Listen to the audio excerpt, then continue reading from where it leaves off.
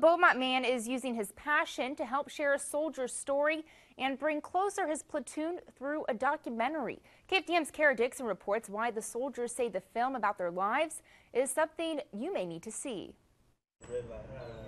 These men are back together for the first time in years. The brotherhood with those guys that I've never felt before, I've never had it with anybody else. Taking turns sharing their war stories after serving in Afghanistan in the Korangal Valley, known as one of the deadliest places in the world. We went through things together that you don't go through, with other people, with anybody, I'd do anything for those guys out there. Now, a documentary, The Pesh River Boys, is highlighting the platoon's deployment. So I didn't think it was actually going to happen. And then one day he was like, no, seriously, let's do it.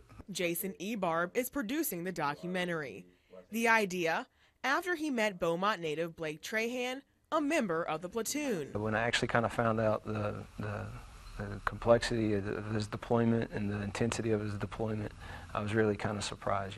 Ebarb says he felt it was his duty to tell the world his friend's story. More gratitude for our veterans, and you just never know who you're talking to. So he hired a videographer and flew in the platoon members from all over the country, including their leader, Cale Ginnenbacher. Life-shaping. I mean, it does to a degree shape your perspective.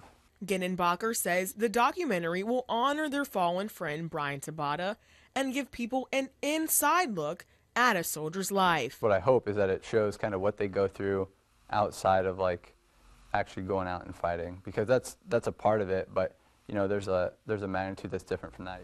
I think a lot of people, they come up to a veteran and say thank you for your service. I don't think a lot of them really mean it. They feel like they have to say it.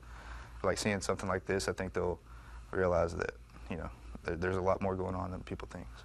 The film already gaining traction.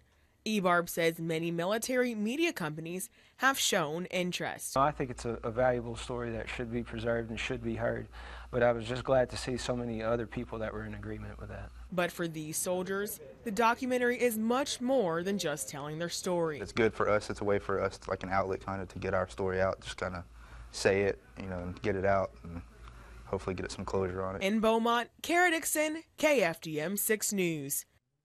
Ebarb says they raised $6,000 to help cover production and travel costs, but the documentary is a nonprofit film. Go to KFDM.com to see the trailer. Well,